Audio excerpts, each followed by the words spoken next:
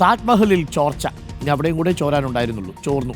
Archaeological survey of India നടത്തിയ thermal സ്കാനിങ്ങിലാണ് ചോർച്ച കണ്ടെത്തിയത്. 73 മീറ്റർ ഉയരെ താഴികക്കുടത്തിലാണ് ഒരു ചെറിയ വിള്ളൽ. കല്ലുകൾക്കിടയിലെ കുമ്മായക്കൂട്ട് നഷ്ടപ്പെട്ടതാകാം എന്നാണ് വിലയിരുത്തൽ. വിവരങ്ങളുമായി ആദിൽ പാലോടുണ്ട്. ഒട്ടും ചോർച്ചയില്ലാത്ത പ്രണയമായിരുന്നു ഷാജഹാന്റെയും മുംതാസിന്റെയും എന്നാണ് ചരിത്രകാരന്മാരൊക്കെ പറയുന്നത്. അപ്പോൾ എന്തായാലും താജ്മഹലിനും ചോർച്ച വന്നു എന്നുള്ളത് വളരെ അത്ഭുതത്തോടു കൂടിയും അതിശയത്തോടു കൂടിയുമാണ് നോക്കുന്നത്. ചോർച്ച അടയ്ക്കാൻ സാധിക്കും, പക്ഷേ കുറച്ച് സമയമെടുക്കുമെന്നാണോ തോന്നുന്നത്? അതിൽ എന്താണ് സംഭവിച്ചത്?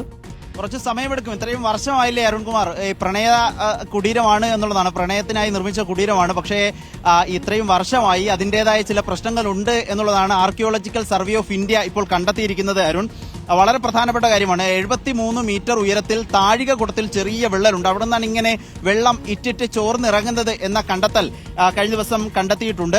ആർക്കിയോളജിക്കൽ സർവേ ഓഫ് ഇന്ത്യ നടത്തിയ തെർമൽ സ്കാനിങ്ങിലാണ് ഈ ചോർച്ച വിള്ളൽ കണ്ടെത്തുന്നത്.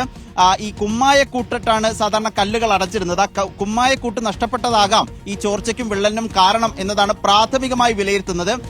ഈ താഴികക്കുടത്തിന് ബലക്ഷയം സംഭവിക്കാതിരിക്കാനുള്ള അടിയന്തര ക്രമീകരണങ്ങൾ ഇപ്പോൾ ചെയ്തിട്ടുണ്ട്. പക്ഷേ പൂർണ്ണ അർത്ഥത്തിൽ 73 മീറ്റർ ഉയരത്തിൽ എന്ന് പറയുമ്പോൾ അറിയാമല്ലോ, കുറച്ച് സാഹസികമായിരിക്കും ജോലി.